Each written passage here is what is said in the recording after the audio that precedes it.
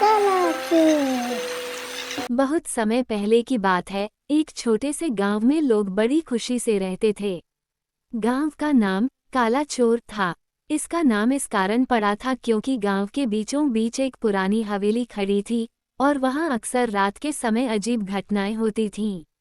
लोग कहते थे कि हवेली में एक काला चोर रहता था जो रात को चोरी करने आता था, लेकिन कभी कोई उसे देख नहीं पाता था। वह चोर इतना चालाक था कि कभी कोई उसकी पहचान नहीं कर पाया। गांव के लोग बहुत डरते थे और किसी भी रात उस हवेली के पास जाने की हिम्मत नहीं करते थे। लेकिन एक दिन गांव के कुछ युवा दिलेर लोग इस रहस्य का समाधान ढूंढने का निश्चय करते हैं।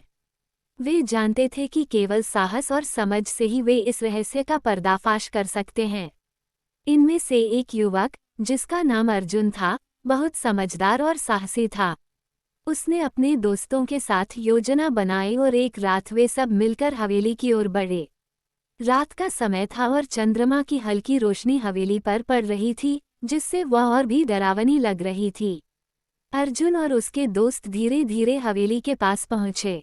जब वे अंदर गए तो उन्हें एक पुरानी संदूक दिखाई दी जो बंद थी। संदूक के पास एक तंत्र मंत्र से संबंधित किताब रखी हुई थी। अर्जुन ने किताब खोली और पाया कि यह हवेली किसी समय एक तंत्र विद्या के गुरु की थी, जो अपने रहस्यमयी कार्यों के कारण काला चोर बन गया था।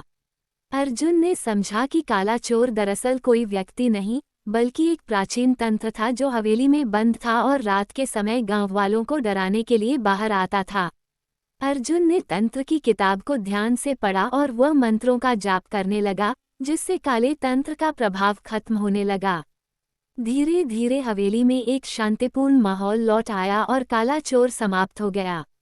गांव वाले अब निडर होकर अपनी सामान्य जिंदगी जीने लगे।